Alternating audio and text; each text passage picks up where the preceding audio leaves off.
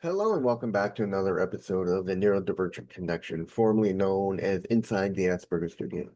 Today's guest has spent 30 years navigating disability with what they call neurospiciness across the military, entrepreneurship, and non-for-profit work. And instead of asking the world to slow down, they decided to build something that helps neurodivergent people train for it. So sit back, relax, and grab your favorite beverage, and let's learn more about them. See you there, everybody. I wanna believe in the truth, but only see what I'm shown. Got the freedom to choose, but can't decide on my own. Follow what the group is thinking, bottle up my intuition till it's popping up. Hello, and welcome back to another episode of the Neurodivergent Connections, formerly known as Inside the Asperger Studios. Today I'm joined with Shannon Dobbs. Welcome to the show, Shannon. Thanks for having me, Reed. So why don't we start off with like what I always ask everybody. Tell me a little bit about yourself and what you do. So on the one hand, you can look at me and I'm a retired nightclub owner that is living out the golden years of my life. On the other hand, you can also look at me as after I sold my businesses about a decade ago, I got into nonprofit advocacy and founded a nonprofit organization up in Northern Nevada. And I've been spending the last decade really kind of figuring out how do we solve the food system crisis in a way that actually supports the people on the ground that are hurting the worst. And so how do we solve food deserts and food insecurity situations by actually getting grocery stores into communities that can't support supermarkets by changing the model of the grocery store itself. And so I did research back into, pre-1930s grocery models before supermarkets came in and became the scourge of the United States and the world. Finding and developing waste to value pathways so that we can create circularity in our systems and be able to steward our scarce resources more efficiently, and ultimately creating vocational pathways so that people with neurodivergence, people that are coming out of the military like I did and really struggling to be able to kind of fit into the world, we can create pathways to be able to get into the new job market, be able to utilize AI tools effectively to be able to get into the job market and not necessarily get left behind by it. Now, for people who are meeting you for the first time, how do you simplify your story to them? The way that I would simplify my story is to tell the story. Hmm. So like I said, I was running nightclubs up in Northern Nevada, and right around 2014, just a little over a decade ago, I got a wake up call when my doctor, kind of slapped me upside the side of the face and he said, "Listen, buddy, if you don't get your health turned around, you're going to die early, Oh, and you need to wow. start putting your affairs in order." It was like that. I had fatty liver disease, I had cholesterol, I was almost 300 pounds. I had never really developed healthy eating habits, and I never really developed the understanding of how to deal with food. And so it just had control of me. And so I went through a pretty hardcore process. I went through one of those programs where you spend 6 weeks just busting your butt. And, if you pay some money, and then if you lose 20 pounds, then you get the money back. And, kind of went through that to where I'm like almost fooling myself, giving myself a little carrot to try and get through it. And I ended up dropping 60 pounds, got my levels back in order, really started getting healthy, started getting an understanding of how food was. And then I started looking around and realizing that my customers, my staff, my friends, everybody I knew was struggling with the same problems. And a lot of them didn't have the same advantages as I had, like a car and a functional kitchen and sometimes teeth. And so that really started me looking at kind of the structural and environmental problems that we're dealing with. And I realized that like I was in a position, I had a commercial property that I was running a nightclub on the second floor. 2015, I got word from the mayor was quoted in an article saying, "Why can't we get a grocery store in downtown Reno?" And I'm like, well, it's not that hard. I mean, I'm running nightclubs, and retail compared to that is a piece of cake.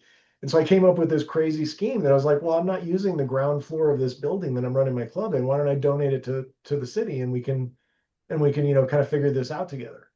And so that was the beginning of my path. But unfortunately, what happened was it turned out that the city didn't want a local, like community led solution. They were trying to, kind of do the carrot for Trader Joe's or for some big store to come in and occupy it. And that way they could get a feather in their cap.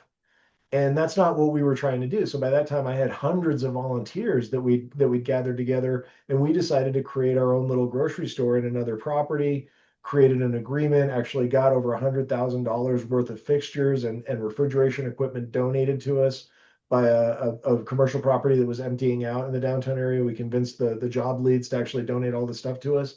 And we started building out this store, and we got stepped on, absolutely stepped on. The property owner got pressured to kick us out. He changed the locks. All of the stuff that we had donated ended up going away. The staff and customers were going in through stealing our office supplies. Like, it was crazy.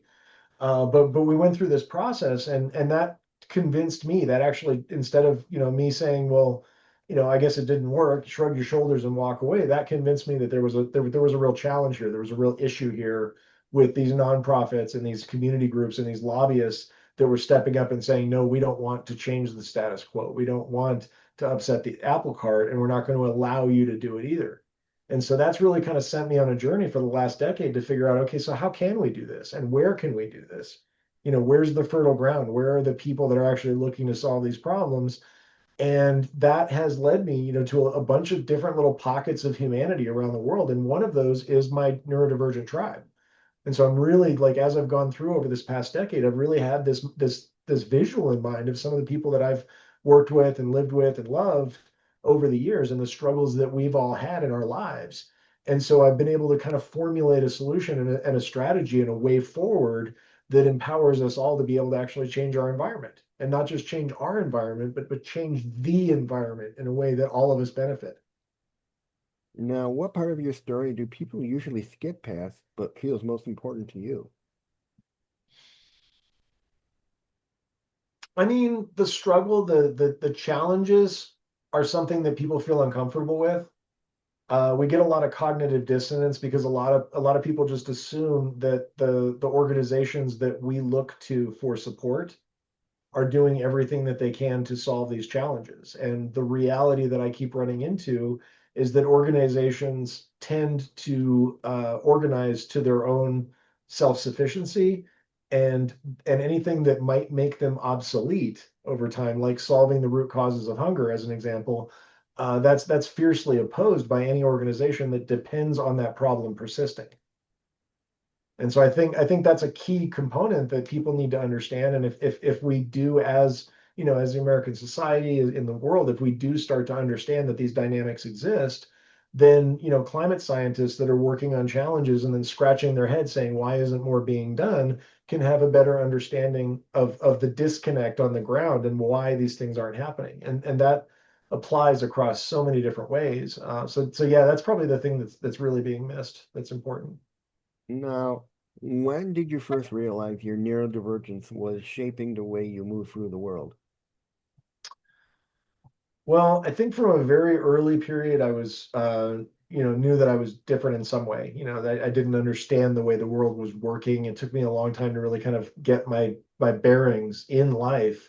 But I didn't get diagnosed until after I was out of the service. So that was 2008. That was a decade after I got out of the Army. I was in my late 30s at that point. And what happened was, I went back to college. I was a college dropout. I joined the military at 19, and went through my active service, did the whole thing. And then I went into a Chapter 32 rehabilitation program that the VA hospital was offering to go back into college. And so I went, filed up for the program, got accepted, went through it. Originally, I was going for structural engineering because I wanted to learn how to make nightclubs. I wanted to build them. And a couple of years into running the bar, me and my ex-wife were running the place. We ended up getting a divorce, and my ex told me that if I didn't take the bar, she was going to have to shut it down because she was also severely disabled, and she basically decided, like, hey, I can't do this. So I had to go. Like, the two of us kind of pulled all the staff together, and we had a huddle, and we told them, listen, like, this, we're both kind of screwed here. Um, the only way that we can make this work is that if each and every one of you becomes the manager of your own shift. Mhm. And I said, if we can do this, if we can keep this little boat running, and we can do the things that we need to do to make our money, and we can take care of each other, then we can make it through this. And that worked. And that really empowered the staff. And that ended up being the thing that we needed in order to really truly create a great environment. And, we ended up, this was in 2010. So when I sold the bar in 2017, a year after that, we had gone from this just dump of a dive bar. It had been around since 1971. It was rode hard and put away wet. It was a very grimy gem. And we polished it up so well that the year after I sold it, that little tiny 3,500 square foot bar and nightclub got best dance club in Northern Nevada, beat out the Wow. casinos, beat out multi-million-dollar organizations because we had successfully built a community. We'd put that feeling of we're all in it together and actually put it into a business model. And that was pretty crazy because when I started getting into nonprofit world, I started realizing that thing that we did could be replicated and could be done through the nonprofit sector. Wow. I mean, that's just crazy. Yeah. Kudos to you for what you've done. I mean, to to sit there and really think, hey, I want to open up a bar or nightclub and then Yeah, I have didn't it even open it. I took over an old bar that had been around longer than I've been alive, man. to And we take it just over turned it and back then on. yeah, and to take it over and then have it be nominated for the best bar out of all the other bars there. I mean, that's something to be proud of. Yeah, I am proud of it. I'm proud of them, and they're still running. Actually, the thing that I'm even prouder of than that is 2 years later, when COVID hit, the entire downtown Reno shut down, and the only business that was still selling healthy food in downtown Reno was my bar. Mm, wow. I had managed to get a snack shack installed. I got a commercial kitchen installed in the bar, and everybody said it was impossible. They said there was no way in hell I was going to do it. And I figured out a loophole, and I found a special piece of equipment that's like a commercial grade air fryer that can take baked goods and it makes it taste like it's fried. And so it tastes like bar food, but it's a lot healthier. And we were making sandwiches, and we had cheesecake with raspberry drizzles, and we had these cool little menu. And literally, the COVID hit. And then the other thing that happened during that period is I quit smoking. Good for you. I was a smoker for 22 years, man, since I was 13 years old. And I finally kicked the monkey and I got away from it. And I was pissed because I was running a smoking bar. And I'm like, I got to get away from this smoke. It's choking me out now. It was grossing me out. It was making me nauseous. And so I pulled, the first thing I did was pulled all my customers and I said, hey, if I make this a non-smoking bar, will you keep coming? And they said, no. They said, no, we want a smoking bar. I said, they said, if you make it so we can't smoke in the bar, we're not going to come back. And so I'm like, shit, I got to figure out another way. So I went back to my engineering world and I said, what else can I do? And I ended up finding these warehouse HEPA filtration systems that are like 2 feet by 2 feet by 6 feet long, these massive warehouse filters called Blue Ox. And I ended up buying two of them. And these things have the giant HEPA, and then they've got this 2 inch thick charcoal filter, and then they've got the pre-filter that you see at Home Depot or whatever, like that, the one that you normally see in the residence. So it's Mhm. massive filter, and that middle charcoal filter eats smoke, and it just takes the smoke completely out. So I put the two of them on opposite sides of the bar. I created a hurricane effect, and I calculated it out with my little engineer brain. I said every 3.5 minutes, it's going to cycle all the air in this entire building. It's like, cool, I can work with that. And I'd go through, and on a Saturday night, we'd go through, and everybody's smoking, having a good time, whatever. And I'd walk out of there, and my hair doesn't stink, and my clothes don't stink, and I'm like, got it. So I anyway, mean, that happened, and then when COVID hit, we already had our HEPA filter in place. so you were HEPA certified at that point. So Oh yeah, yeah. anybody coughing, that cough gets sucked up right through the filters. I mean, it wasn't like that. It was about the size of a computer monitor, but square. But yeah, it was way overhead. It was out of the way. Nobody even noticed it when we had the music on. You couldn't hear it running. It was That's just a good. perfect little, yeah, it was a perfect little hack for the building. Now, let's get into your military experience and your neurodivergence. You've Okay. lived at the intersection of military structure and neurodivergent wiring. What was the experience like from the inside was from the inside? Well, it was freaking weird. First of all, I was in a highly structured society, and square peg in a round hole times 20. But it was also even weirder because I'm a smart guy. I test well. And so they ended up slotting me in as a Mandarin Chinese linguist. And I got into, yeah, so I spent a year at the Defense Language Institute learning Chinese. And then I took off to my AIT, my advanced training after that in Fort Bragg, and I learned psychological operations. I was a propagandist for 6 years. And so I went Wow. through all of that training, and it was really weird because I was in one of the very few jobs in the military that is creative. and it's designed to really tap into creativity. And I thrived in it. I loved it. But then I had a parachuting accident in 1995, and I busted up my back and got a head injury that turned into a stroke. And Oh, so I became non-deployable. And because of that, they retrained me as the armorer. I became the assistant supply sergeant for the battalion for about a year and a half. Went through some processes, got an Army Achievement Medal, got promoted to sergeant, went over to a tactical battalion, finally got out of service. And it was like, I just did a whole bunch of weird stuff. But I mean, by and large, I enjoyed it. I had a good time. I was in great shape. I had, I liked my friends. We had fun on the weekends, everything like that. But yeah, I mean, I almost died yeah. in a training accident at Fort Bragg, no less. It wasn't like in combat or anything. Now, what part of the military life actually worked well for your brain? The armor position worked perfectly for me. I was by myself in a room with, a bunch of Legos that I get to put together in little pieces, aka repairing weapons. And so, like, I didn't have a direct supervisor. The supply sergeant left me to my own devices. I was in charge of something that was important. I was the range master. I was the one that was in charge of making sure that everything was safe when we would go down and do the firing range.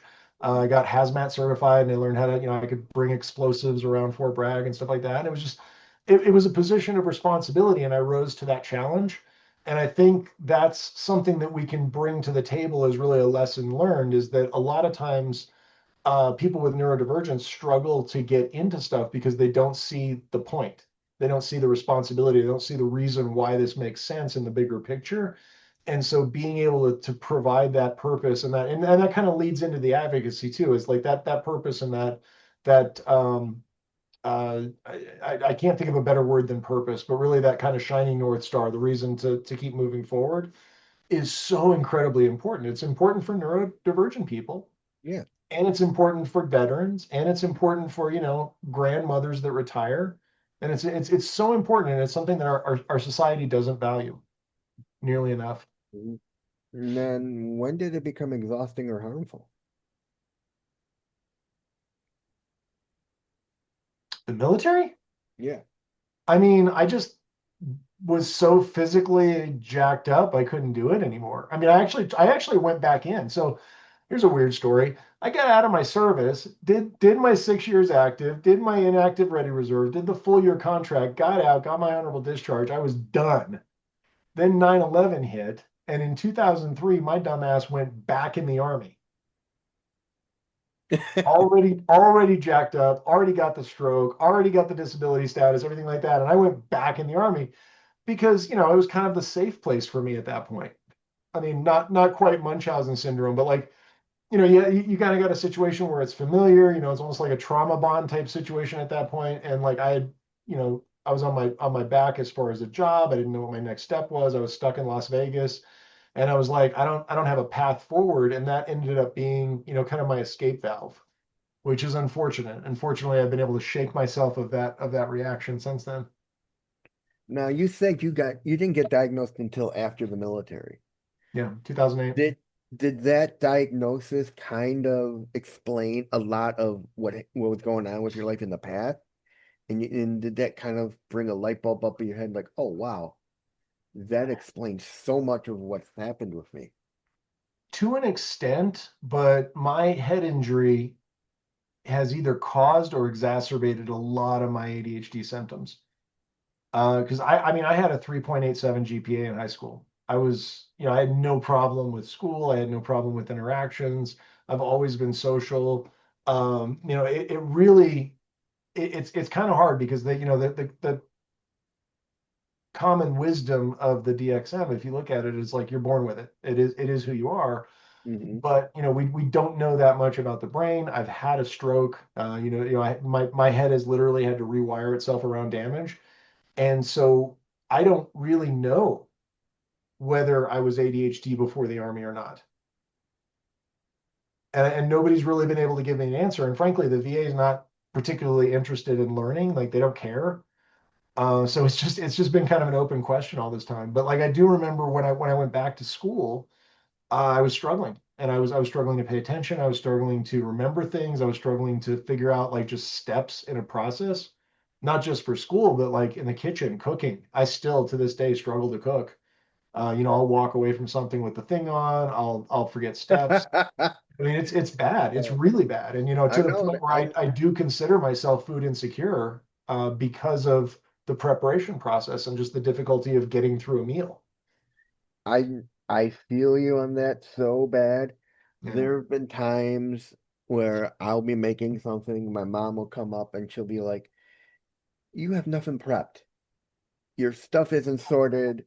You have nothing measured out." And I'm like, "I just go by the," she's like, "You can't just go by you just can't go by the whim of your belt. You can't shoot from the hip when you cook. You gotta have everything paired or else you're gonna make a mess." And I used to be that way all the time, and my mom would always correct me. And then Mhm. slowly through time, I've learned that I got to set things up, measure things out. And Yeah. even after I'm done, like you said, I've left the stove on. I've left things out. I forget to throw them away. I mean, one of the greatest ADHD stories I remember is I was doing the dishes. We have a puzzle on our kitchen table. I turn around, I see the puzzle, I start working on it. 10 minutes later, I turn back around, I'm like, oh crap. I was still doing the dishes. I was doing the dishes. I totally Like the forgot. water's still on. And yeah. It's bad.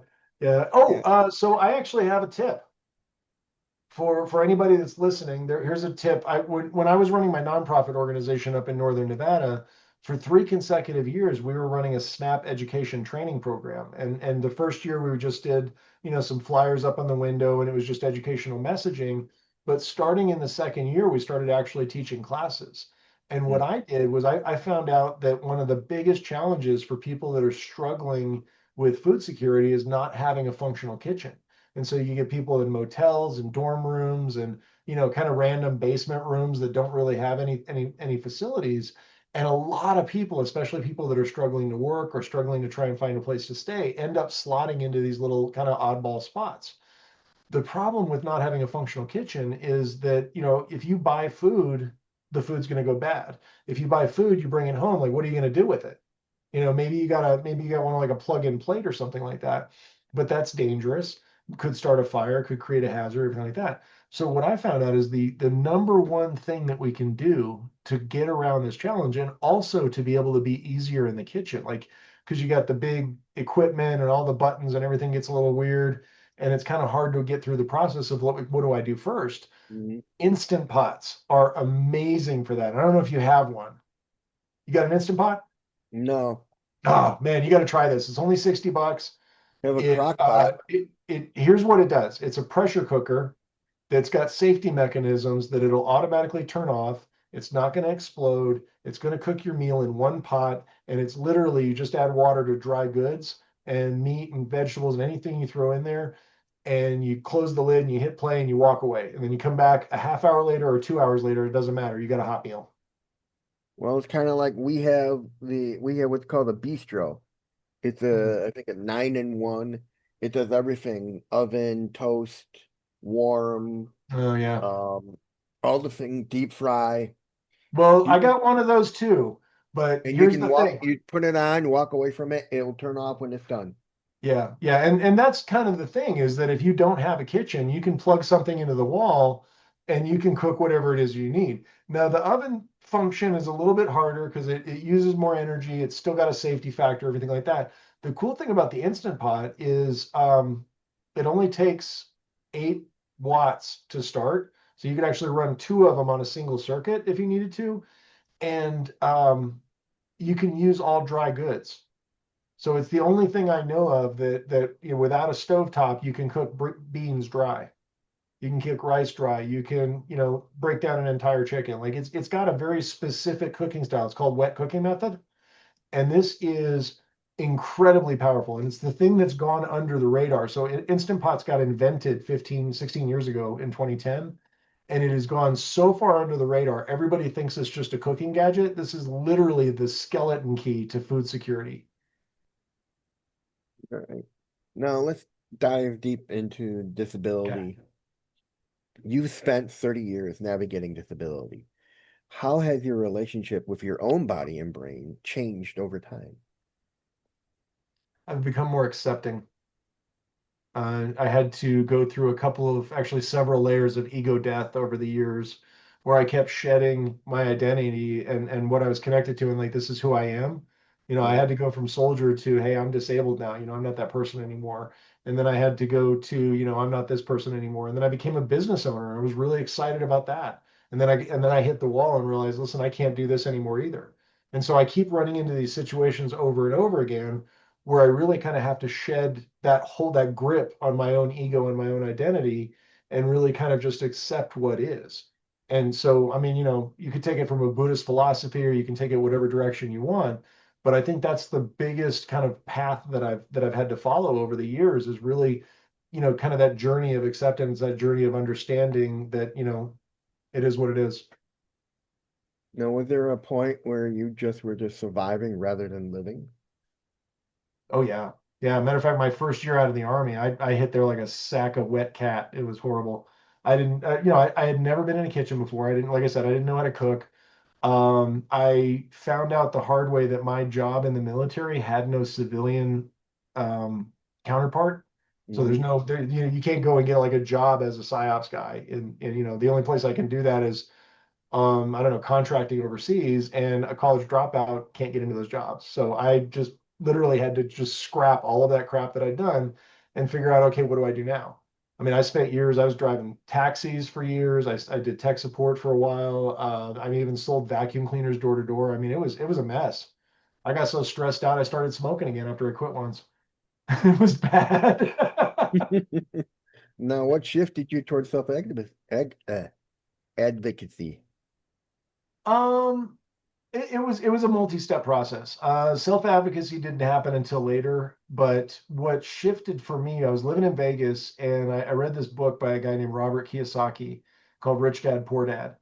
And what that book is about is it teaches you financial literacy through a story, through a fable that he created that he talks about. I got two dads. I got a rich dad and a poor dad, and they think about the world in different ways. And so I went through this book, and it put a big light bulb on because I had been really kind of stressed out about the disabilities and trying to, kind of seeing the writing on the wall and saying, I can't do this forever. I got to figure out something that's not physical that I can figure out how to get into. And real estate, like commercial real estate, ended up like looking like that thing. But I realized that the housing market was out of control. Everything was crazy, kind of like how it is now.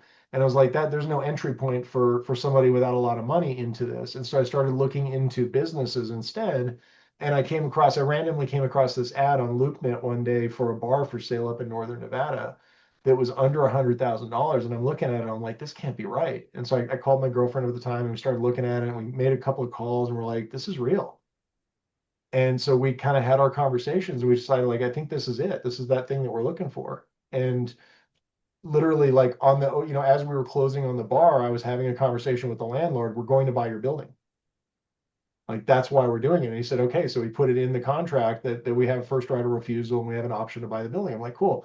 Bet took us a year to come up with the down payment, pay off the loan, do all this other things. And we went back to him, literally like 15 months after we closed on the bar. I said, hey, we're ready to close on the building now. And so that has been the thing that's shifted, but really the process of running the bar, because it was an LGBT community bar, it was a gay bar. And so that gave me an opportunity to really be there for a community that needed an ally, that needed as many allies as it can get. And so that really kind of taught me how to position myself as an ally and to step up and to be a part of something that was bigger to me. And that was the point where I started kind of getting that purpose back. So when I shut down my ownership of the bar, I had to find that again. And that's what got me into the food justice advocacy and ultimately in climate advocacy, is because that is a bigger thing. That is if nothing else, that's kind of the biggest cause we have right now. That and maybe democracy. Now, what's the one thing about long-term disability that people don't understand until they live it? Navigating the process sucks. The bureaucratic nightmare of navigating your own disability channels and getting your own support. But then on top of that, you have the internal disbelief that you even have a long-term disability. I've got MRIs that show the damage in my body, but you talk to a doctor face to face, and I don't, respond like somebody who's obviously or visibly disabled, and that creates a cognitive dissonance. And a lot of times the doctors are like, "Yeah, pull the other one. You're not as disabled as you think you are." I even had a pain management specialist in Denver one time tried to gaslight me into believing that my disabilities were in my head. And Wow. this is a VA doctor, so the fact that this administration and this organization is like this, like that's been terrifying to me. I've had knockdown, drag out, kind of wars with doctors that have used administrative bullying to try and basically pressure me into getting in line. And a lot of these doctors think they're in charge of you. And they think that because of the dint that they have a doctor at the end of their name, that they somehow outrank you, or that they should have control over your medical situation. And so a lot of it for me was just pushing back against bullying and really standing my ground and saying, no, I'm not going to accept that diagnosis. I'm not going to accept you blowing me off. I'm going to crawl up the tree and find out who your supervisor is. Like, I'm going to figure this out. And I've always been a fighter. I'm not somebody who backs away or walks away from fear. I'll walk away because it doesn't make sense to keep fighting, but you're not going to scare me. And so that attitude has taken me, it's gotten me into bigger and bigger fights, but it's also positioned me to understand how to defend myself and how to take care of myself. And if I didn't have that, if I hadn't gone through those experiences, I would not be as an effective of an advocate as I am. Now, how do you conserve energy now in ways you didn't earlier in life? It's the hardest thing in the world, because how do you actively advocate without being active?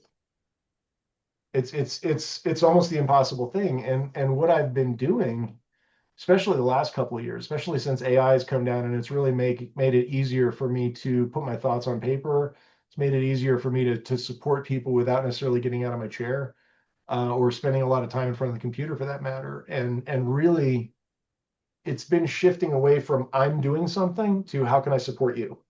That ended up being, I think this was last February, I really kind of locked into that and really got an understanding that I needed to fundamentally, again, shift who I was, become a different person, and stop trying to pursue this thing that I see. And instead, kind of get really curious about what other people are doing and then figure out how I can support them in their goals. Now, was there anything you had to unlearn to stay healthy? Yeah, horrible eating habits. I was, oh my God. All right, so this is a stupid story. Back when I was in Vegas, I got this really bright idea. I did the calculations with how many calories were in a double Whopper with cheese, Hmm. with a supersized fries and a soda and everything like that. I did the full calculation. I was like, okay, there's like 4,500 calories in this meal. And I'm like, oh, cool. Okay, I can make it through an entire day on one meal. And so every day, and this was my routine when I was driving cabs. I'd go by BK or Carl's Jr. or whatever the equivalent was at the time, and I would grab myself that supersized meal and I would load up, and I would be like, perfect, happy. This is going to get me through the entire day, and I wouldn't have another meal till the next day. And I'm like, and if you know anything about how the body works, that is freaking stupid. That is absolutely retarded. But in my brain, that made perfect sense. And so that's how I operated for years. And I mean, I've done focus groups with people. Like, I talked to one 65-year-old guy that was absolutely terrified of food. And he would go to restaurants and have the professionals do it because somebody convinced him back in the day that food would kill him if he screwed him up. And so this is the kind of shit that we deal with. And so a lot. I mean, a lot. And then, the exercise thing, I was in great shape when I got out of the army, and I let that go. And, putting on the weight and not paying attention, and then not realizing until later, like, what that was doing to me, like, so many bad habits. I mean, I had a friend who went off medication. Doctor pulled him off one medication, kept two medications, put him on one. He was fine, and then he started gaining weight, and then he started dieting in the sense that he would skip breakfast or eat breakfast, skip lunch and dinner and eat like something really small. I'm like, you can't diet that way. I'm like, your body works so differently. And then he learned the hard way. He went to his doctor for a checkup and he told him what was going on. And his doctor's like, you need to eat so many calories in order to take this medication. You gotta have this X amount of calories in your system every morning. Yeah. And I keep telling him, you can't just sit there and choose what you're going to eat, what you're not going to eat, and not eat at all because you're going to feel the disadvantages over the advantages. Oh yeah. And then on top of that, you got environmental challenges. I mean, Hmm. you know what you grew up with for the most part, and most of us do not grow up, the child of a chef. No, So for the most part, like we got to figure that out on our own. A lot of people are incentivized. Maybe they get kids, and so they're motivated to learn or something like that. But I never had kids, so I had to figure out, a different reason to figure this out. now let's talk a little bit about your entrepreneurship and the non-for-profit work you've been doing. Okay. What pulled you towards an entrepreneurship and founding a non-for-profit? Was it necessity? Was it passion or frustration? It started with curiosity, and then it moved into frustration. I had like I said, I saw an article. We were talking before the show, and I saw this article in 2015. I'd already been very focused on my community and like, what can I do? I'd already put in 2014, I put a commercial kitchen into my bar to try and get some healthy food for my staff and my customers. And so I was doing what I thought I could, but then I was running this other nightclub about a block away, and I had managed to acquire a former casino property. It was this massive, like almost 60,000 square foot building, and my club that I was running was up on the second floor, and the first floor and the basement were empty. They were just shells. And you look through them, and you can see just like cracked out, like the wall over there was half hanging down. It was absolutely trashed, but it was 17,000 square feet of commercial property space on the ground floor of downtown Reno, literally a block away from the casinos. And so it was prime real estate, but I didn't know what to do with it. I was doing my thing, and I was like, I don't know what to do with this. And so when the mayor pops out and says, "Why can't we get a grocery store?" I had this bright idea. I was like, "Oh, well, let's get the grocery store into my building. It'll stabilize the property. I can, have maybe some of the property taxes paid for, just kind of like it's a win-win." And so I approached, just kind of from that perspective and say, "Hey, I got this asset. Why don't I contribute, and we'll figure this out together." And that's when I found out the city didn't actually want to solve this problem. And I 2018, I joined the Food Policy Council, and I'm like, oh, bright-eyed and bushy-tailed, and I'm going to make a difference. And got slapped around by lobbyists for about a year, and you just learn the hard way. It's like the situation isn't what you thought it was. And so in 2020, I actually quit. I walked away from the whole situation 6 years ago after we got beat up in Reno, and I left. I packed up all my stuff. My ex-wife and I sold our house, moved to Mexico. I was down in Ensenada during COVID, and that was where I really started getting the fire back. I started getting the spark because while I was resting and recovering down there, I started seeing how the locals outside of our country, like down there, were taking care of their own problems, not waiting for permission. There was one particular situation my landlord was telling me about where the colonias are like the neighborhoods on the edge of town, and they didn't have a whole lot of resources, and the water was really bad and it'll make you sick. They don't have clean water in most of Mexico. Mhm. And so these guys got smart, and they said, well, instead of waiting for another, couple of decades until Mexico gets its shit together, until Ensenada gets its shit together, they just identified where the water was coming in their neighborhood, and they applied for a $50 permit to install reverse osmosis filtration systems right there. Then they just had to replace the pipes going downstream to their houses, and they basically created a troubleshooting zone that allowed them to separate their neighborhood from the dysfunction. And when I heard about that, it blew my freaking mind. And I was like, I'd never seen anybody do something like that. I was like, it was just absolutely groundbreaking to me. So that in turn got me thinking about some of the stuff that I'd seen going on in the States, some of the solutions that I'd seen. There was one particular strategy down in Las Vegas where they were actually using blast chillers to take hot hold meals that were in convention meals and buffets and that kind of thing, and rapidly chilling it down to frozen within 90 minutes, which means that they could take those hot hold those like complete meals like prime rib and chicken and mashed potatoes and like fully prepared meals, and actually redistribute it back into the community. It's something we've never been able to do before. And so this technology breakthrough happened in 2016, about the same time I started my nonprofit. And I was just keeping an eye on it and just kind of hearing the news and like whatever.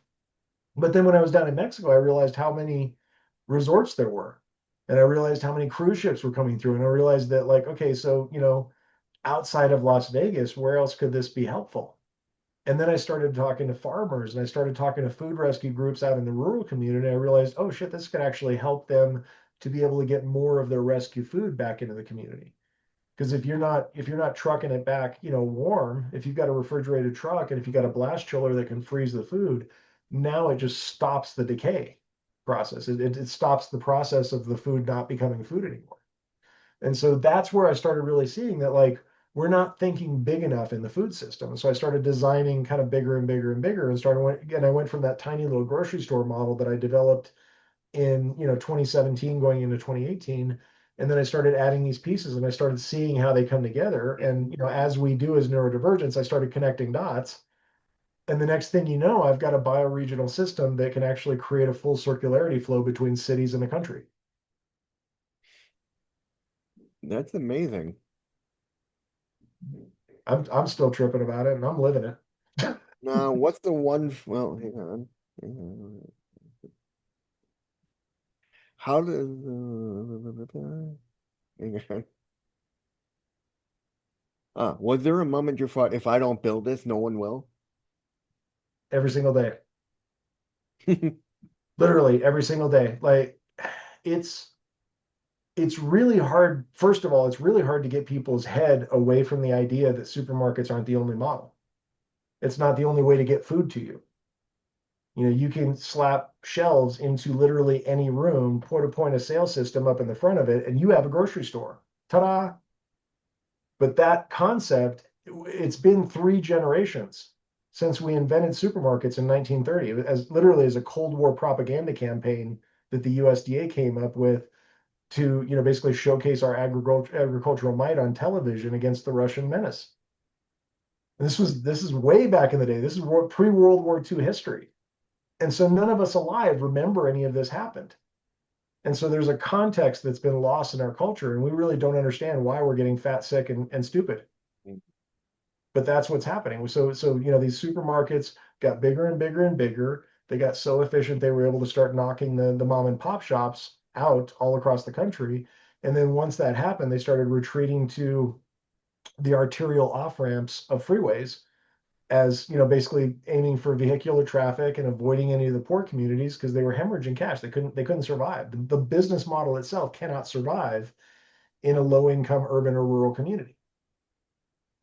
And so once I understood what is causing a food desert and why it exists and what the forces are, then it became common sense that this is the solution. But the problem is when the nonprofit organizations hate your solution, and when the lobbyists for the grocery industry hates your solution, like that's a huge headwind.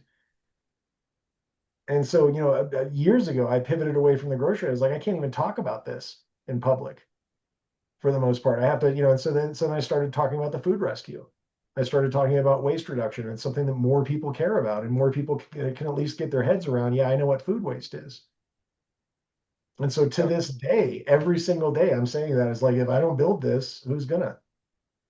I mean, talk about food waste. I mean, I saw a program a long time back about the waste of food, especially in Vegas with all the casinos and how much food is wasted from buffets. And it's just mind-boggling the amount of food that's wasted within one day. That much food, if they applied it, they can give it to the community. They can give it to the homeless to feed them. It just blows the mind. Yeah, and here's the crazy thing to me. MGM Grand had a press release in May of 2024, so almost 2 years ago now, where they were bragging about having rescued 5 million meals since 2015. So in less than a decade, they rescued over 5 million meals, and they took it from one property as a test pilot up to 20 properties. And that's just the MGM Grand's properties. So you got all the other casinos in Vegas. That's You got nuts. all the hospitals, you got the schools, you got the military facilities, you got the prisons, you've got the Kiwanis clubs, you've got the churches, you got all of these different organizations producing food all over the city, and it's a 2.5 million person city, and then replicate that by every city on the planet. Here's a fact, here's a statistic that'll blow your mind. We throw away 50% of the produce that we grow in this country. Half. That's great. 40% of all the food and 50% of produce specifically. And it's all along the supply chain. Like it's some of it doesn't ever leave the field. Some of it dies in transit, cold breaks down, something like that. Some of it dies at the wholesale level, the processing level, the retail level, the consumer level. It's all down the spectrum. We just have an incredibly wasteful system. Now, how much of this work is personal for you? I mean, at this point, I've internalized it. All of it's personal. But it's always had a core of I almost died from this. From the very beginning, I've always looked at it as like I really dodged a bullet. I escaped, permanent damage. I managed to pull back from the abyss before I lost my liver. I got really lucky. And I have friends that have died of preventable food-related diseases. I've got friends that have gotten diabetes. I've got friends that have had limbs amputated. I've got friends that have died of congestive heart failure. I mean, I have personal people that I know and that I care about that I've watched fall apart day by day. And there's nothing you can do about it because they live in a poor community, because their zip code doesn't deserve healthy groceries. And I just think that sucks. And I think when people start to realize that that suck is tied to the bigger suck of climate change, the fact that we have, just a breakdown in our food system is one of the reasons why climate change exists. The fact that our cities are linear and we bring in retail stuff and we bring in products and then we bury it and it doesn't ever leave means our cities are constipated. Our cities have to take a dump really, really bad. And we got no place to put it. And we have no mechanisms to do anything with it because the best we've got is composting, and composting is kind of bullshit, frankly. It takes 2 to 3 years. You got to turn it incessantly. You got to have PhDs running it. And if you screw it up, it's going to wreck the whole pile. Plus, on top of that, if you do it right, if you do everything perfectly, you lose 70% of your biomass to CO2 emissions, which means the process itself is actually contributing to climate change. And if we don't do that, it's even worse. If you bury it in the landfill, it just starts spontaneously combusting with methane fires all the time. It's crazy. Now, how does being neurodivergent influence the way you build systems, teams, or organizations? Well, again, I can't determinatively say that it's because of neurodivergence, but I see patterns. And I see patterns like nobody's business. I can connect the dots between wildly disparate different things, different sectors, different languages, different cultural connections. Like, I mean, I could see something and then make a connection 15 years later and bring it back up like it happened yesterday. And so, yeah, I've got some, I got some stuff going on. I have no idea what to call it, but I can see patterns. And so what was really interesting is a lot of this process or a lot of this journey for me has not been necessarily discovering the solution so much as trying to figure out how to talk about it so that other people understand me. That's literally the biggest challenge, is how do we discuss this in a way that people who aren't neurodivergent, who aren't obsessed about food systems, who aren't obsessed about climate change, maybe who have a job and don't have all day to think about this, like, how do you translate that in a way that's actionable? How do we translate that in a way that like people can actually get it? That's been the challenge. Now, what strengths show up? There are others that others might miss. Say it again. What strengths show up there? What strengths show up there that others might miss? I think it's just the obvious. Well, I mean, it's so weird. People are in their box, Mhm.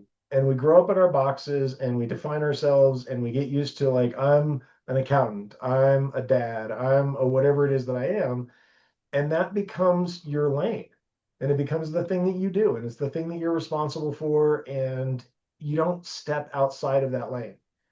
And I think that's maybe the biggest thing that's different from neurodivergence and just like kind of standard mental models, is that we live outside the box. Everything, there is no box for me. I think in every direction at once. And so how do you redefine that for somebody who literally can't see what you see? And so when I see, So crazy. the blast chill, yeah, when I see the blast chillers in Vegas, I'm like, holy shit, we got a skeleton key to get prepared meals into communities. Everybody else sees, oh, that sounds like a pain in the ass to me. I see humus soil. Oh my God, don't get me started about that. There's a bacteria they found in the Amazon jungle 30 years ago that turns all organic waste into a high quality topsoil that actually reduces irrigation costs, like actually grows water molecules. It's absolutely nuts. It's like magic. But it's Um, been proven in 32 countries, and the only reason we're not using it everywhere is because the composting industry sees a competitive threat with their operations. So it's like you start seeing not just the patterns of what works, but also the patterns of why things don't work. Like why are we getting blocked? Like what's the actual problem? Who's the man behind the curtain? What's going on here? I mean, that's one of the biggest things that people miss about us is the fact that we see the bigger picture. We Yeah. see outside of the box. That's why when you sit two people down, one who's neurodivergent, one who is neurotypical, and you give them both the same problem, the neurotypical person will only see one solution to it. We will look at it and say, oh, there are multiple solutions. You just got to think outside and see how you can do it differently. Yes, and we can also arrive at the correct solution in a different direction. This is a story that was just told to me yesterday, and I find it fascinating.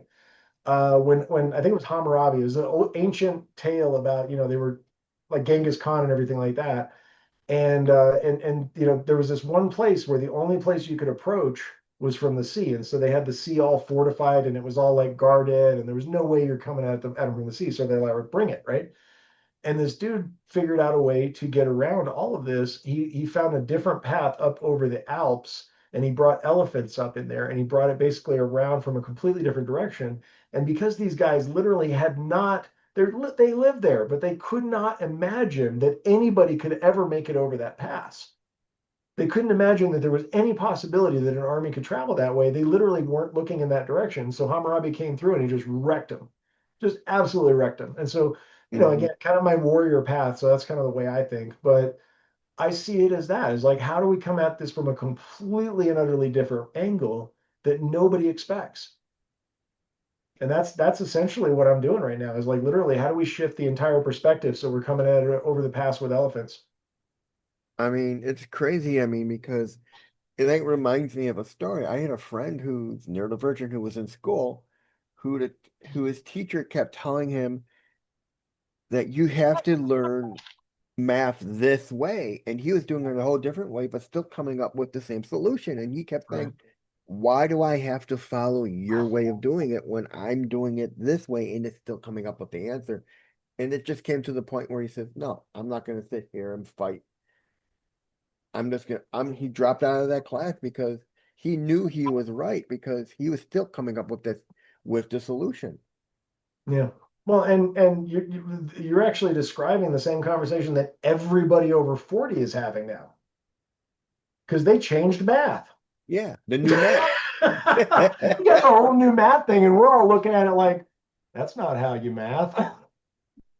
I mean, kids today are learning genetics in grammar school. Because I Mm. remember my nephews, I remember when they were in grammar school and they were doing their homework and they were doing genetics. I'm like, we never learned genetics when we were in high school, in We didn't grammar even know what school. genetics was. The scientists didn't know what genetics was, and when we were in high school. Now, where do you still have to advocate for yourself? I mean, still the VA. I've actually been taking some efforts to try and get out of that hospital because it's never going to change. It's always going to be what it is. But now I've got Medicare through SSDI, and so that gives me a little bit of flexibility about who I can talk to about healthcare. Um, I have to advocate, with parking tickets sometimes. Just stupid stuff like you get your ADA pass on there and somebody ignores it, that kind of thing. But yeah, a lot of it is really kind of on behalf of people. I think one of the biggest things is I've just figured out because of a lifetime of not really understanding how the world works, I've had to, it's kind of like being a lefty, which I also am. And if you grow up and the entire world is engineered for somebody besides you, it takes a while, it takes an extra effort for you to actually navigate that world. And it's literally the engineering of the planet is not designed for us. And so figuring out what tools do work or figuring out how to modify tools to make them work for me, like that's been the lifetime effort. That's been, everything that I've ever done. And so I think, man, one of the biggest things that I really wish we had and that I'm working to build and create is a knowledge base, is a commons where, those of us who have figured stuff out, we can share it. Those of us who are still looking for stuff, we would at least know where to look.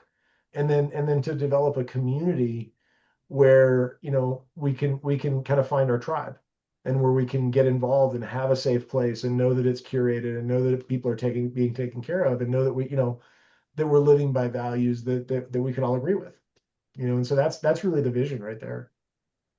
Now you've done something, now you're working on something right now, educational hardware for autistic and sensory sensitive people. What Mhm. problem are you trying to solve that isn't being addressed right now?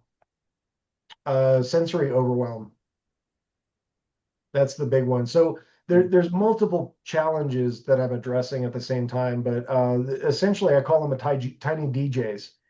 One of the things I found out is that you can put an SLM, which is a small language model. It's a specialized, kind of miniature version of an LLM into a piece of hardware. And so, and I actually have a pair of Meta's glasses. I don't know if you've ever seen these, but they got the Ray-Bans No, with I've the heard of them, yeah. AI embedded in them. And so that gave me the idea that if we had an AI that was really focused on vocational training and aptitude, then you could have a dual screen situation where one of the screens is a heads up display, like a little green wireframe, and then the other one is variable chromatoscopic variation means that you can make it darker. And so you could actually create an environment where the AI could control the visual spectrum and make it darker, like in a panic situation, make it easier to deal with. You can add polarization structures to be able to like eliminate glare. And at the same time, with the hearing, because I'd been in the nightclub for so many years, I'd been working with DJs, I'd been working with sound engineers, all kinds of people that really gave me a different perspective on sound. And then one of my jobs in the military was signal operations. I was working on satellites in the National Guard in Nevada for a few years. And so I had just a really different perspective on technologies. And I Hmm. started looking at blockchain technologies and AI technologies as kind of a signal substrate layer instead of a financial instrument. And I started looking at ways that we could kind of encapsulate the technology and the vocational training. Anyway, the goggles themselves, that gets deep, sorry. The goggles themselves are little tiny DJs that can actually selectively mix layers of sound to either tone down or turn up. Like you can turn up a voice, turn down background noise, and actually modulate your environment automatically based on your own particular needs. So the goggles would learn the user, and like for you, if you've got sensory issues in one direction, it would learn, okay, these are the things that are going to trigger, this user read. And so when we put it on there and we're in there and you got you can have bone conduction earpieces right here, or you can have cans, or you can have an earpiece, or you could be operating, even off a tablet or whatever. But you've got this capacity where you can go in there and kind of do that. And then the other side of it is self-directed learning, and I mean truly self-directed learning, where you pick a goal and you say, I want to get to that goal, and then you let the AI decide how to get there. And so it'll create a lesson plan, and then it'll go through your process, and then every once in a while it'll quiz you, and then based on your comprehension and how well you learn the subject, it'll create a brand new lesson plan, and it'll kind of redirect in that direction. And so Now, those two together actually creates a completely different pathway for education and learning that really doesn't exist yet. And so that was why I was able to patent the process. what was your inspiration? Was it a moment, a failure, or a lived frustration? Lived frustration in this case. I was advocating for a group down in Kenya on a water project. They were trying to get, they still are, we're still working together, but they're trying to get emergency water in their space. The leader got typhoid and malaria while we were talking at one point from drinking water. It was a real bad situation. And we were kind of doing weekly Zoom meetings and kind of coordinate and trying to go through all this process for several months. And it got really frustrating to the point where I was like pulling my hair out because we couldn't get past that coordination breakdown from like not having consistent Wi-Fi and not having consistent cell phones and everything like that. And then I started talking to this other guy that's in a refugee camp 10 hours north of the village that I was working with. And this guy was talking about, oh, I got 120 students and I'm trying to teach them classes and I don't have any lesson plans. And I was like, well, wouldn't it be nice if you had an AI that would just make up the lesson plans as they go along? And Mhm. so that combination of frustration of the coordination and the planning and not being able to move forward on what we were trying to do, and then seeing that just extreme resource constrained environment of a refugee camp and like how little people have, and then still trying to move forward and get things done in that. That was kind of the catalyst that got me going down a rabbit hole of trying to figure out vibe coding. And I figured out how to use Notebook LM to be able to transition entire strategies from one person to the other. And then we figured out how to use the primer function to create explainer videos so we could break down complex topics. And we just kept going through and like finding solutions and finding tools and finding ways to have this conversation that didn't exist before. And that's really kind of where the breakthroughs came. And it catalyzed just last month in this epiphany of holy shit, I can here's the whole system. Now, chaotic environments are often treated unavoidable. What do neurotypical designers miss when creating space and training tools? Okay, so I don't know that I would say neurotypical on this one. I don't think it's well. I mean, it might be a difference because I noticed things that most people don't. But there's a website called Project for Public Spaces. It's a nonprofit organization out of the UK. They've been around for like 40 years, and it's pps.org if anybody's curious. And they've been advocating market solutions and public space solutions for decades. And they really have a formula that breaks this whole situation down, is that most people don't design for people. Most people design for making it impressive, or for a government function or whatever it is, but they don't actually design spaces for people to use. And so they kind of retrain municipalities and retrain advocates to understand that if you have 10 things that a public can do in that space, the space will program itself, because people will find out that they can do those things, and you'll naturally start to create community around that space. And so like I always shove people in that direction because it's such a fundamental change from how we typically design spaces. Now, what would accessibility look like if it were designed first and not added later? Again, are we talking physical space? Um, Physical, yeah, I guess physical space. Yeah, I think, yeah, physical space. I don't know. I've never gotten really into the design side on ADA accessibility, but with education particularly, the way that we have designed education is ass backwards for approaching neurodivergence. And so I think fundamentally we need to change it. And really the vocational approach that I'm taking of really focusing this towards the land and the physical trades and everything like that, I think that is a smarter direction Mhm. to direct people with neurodivergence, because we are hands-on. We like the world that we can touch and feel. Yeah. And being able to augment that with AI and other capacities, and really moving towards that kind of just-in-time training and the job augmented function. I think that's going to be a smarter way for us to move forward, to specifically to support neurodivergence. But then, the neurotypicals can come along and benefit from it as well, I suppose. Whatever. Now, how does this hardware change the experience of learning or working? Well, we haven't built it yet, but imagine a scenario where you've got a pair of goggles on and you're working on a broken pump out in the field, and now you've got a wireframe overlay of that pump, and you can see where the part's supposed to go, and you've got a little voice whispering in your ear, okay, you need to tighten this to 47, pounds of pressure, And okay, perfect, you got it just right. And oh, by the way, here's the knowledge base for this. Here's the next 3 steps in it. And that's the type of thing that I'm talking about, is like we are at the point in technology where we can make that real. And I've been a sci-fi geek my entire life. I was, a huge escapist when I was a kid, and I read a ton of sci-fi, everything from Heinlein and Asimov to, Neil Gaiman to you name it, across the spectrum. And there's this one guy, Neil Stevenson, that wrote a book called The Diamond Age that 20, I don't know, 20, 25 years ago, and he was envisioning what was it going to be like when AI became mainstream.